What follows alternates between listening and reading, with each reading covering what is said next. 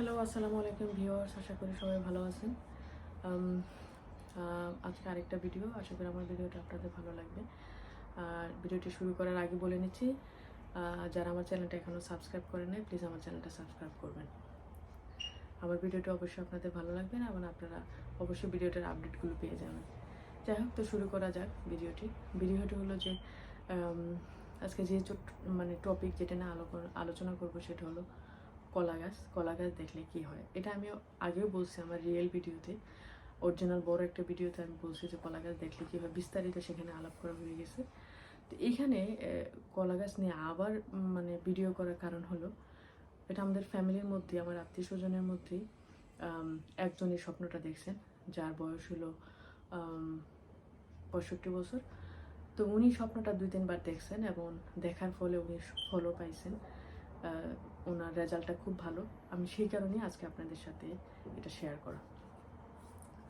তো যে স্বপ্নটা দেখছেন, ওনার হাজব্যান্ড মারা গেছে 7-8 বছর হবে। তো উনি 7-8 বছরের মধ্যে ওনার হাজব্যান্ড যখন 3-4 বছর হয়েছে তখন উনি স্বপ্নটা দেখছেন। মারা যাওয়ার 3-4 বছর হওয়ার পরে স্বপ্নটা দেখছেন কি ওনার হাজব্যান্ডও মারা গেছেন, আবার ওনার বড় ভাইও মারা গেছে।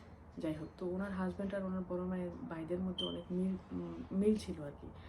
ওনার হাজব্যান্ড ওনার বড় ভাই অনেক রেসপেক্ট করতো, আর ওনার বড় ভাই ওনাদেরকে খুব দেখাশোনা করতো। যাই হোক, তো উনি একদিন দেখতেছেন কি একটা কলা গাছ, কলা গাছটা ওনাদের বাগানে, ওই খালামণিদের বাগানে।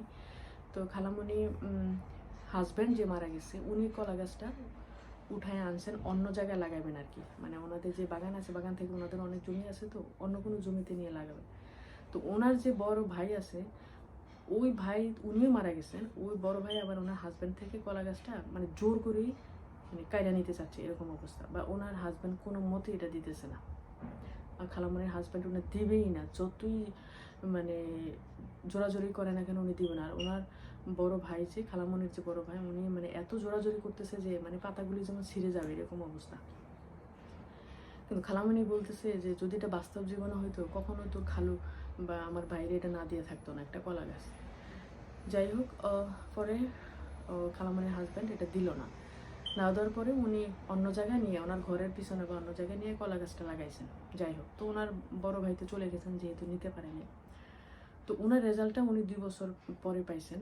সেটা হলো কি, যে উনি তো খুঁজে পায় না যে আসলে কলা গাছ দেখলে কি হয় বা কি লাগাইলে কি হয়। তো 2 বছর পরে দেখলেন যে ওনার যে ছোট ছেলে আছে, ও বাংলাদেশের মেডিকেলে, ঢাকা মেডিকেলে চান্স পাইছে। তাই উন্নতি হওয়ার পথে আর কি। তো উনি খুব খুশি হয়েছেন। খুশি হওয়ার পরে বললেন যে তাহলে কি এইটার স্বপ্ন, এইটা যে আমি যে কলা গাছটা তোর খালু এনে এখানে লাগাইলো, তার মানে কি আমার ছেলের উন্নতি হবে বা আমার সংসারের উন্নতি হবে, সেই কারণে। তখন উনি ওনাদের এখানে মসজিদ আছে, মসজিদের ইমাম সাহেবকে এই স্বপ্নটা বললেন 2 বছর পর। তো উনি বলে নাই যে ওনার ছেলে ডাক্তারি চান্স পাইছে এই কারণেই কি স্বপ্নটার বার, উনি এরকম কিছু বলেন, উনি খালি স্বপ্নটা বলছেন ইমামকে।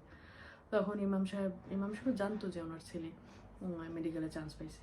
তো ইমাম সাহেব বললেন যে হ্যাঁ, এটা তো খুবই ভালো স্বপ্ন, কলা গাছ দেখা, কলা দেখা বা গাছ রোপণ করতে দেখা, এটা তো সংসারে উন্নতি হওয়ার লক্ষণ, এবং আপনি যে স্বপ্নটা দেখছেন সেটার ফলেই কিন্তু আপনার ছেলে মেডিকেলে চান্স পেয়েছে, হয়তো তার জীবন অনেক সুন্দর হবে, সে ধনী হবে, এই কারণেই দেখা। তো এটা হলো আমার ওনার স্বপ্নটা আপনাদেরকে জানানো। আশা করি আমার ভিডিওটা আপনাদের ভালো লাগে। যদি ভালো লাগে অবশ্যই শেয়ার করবেন। আসসালামু আলাইকুম।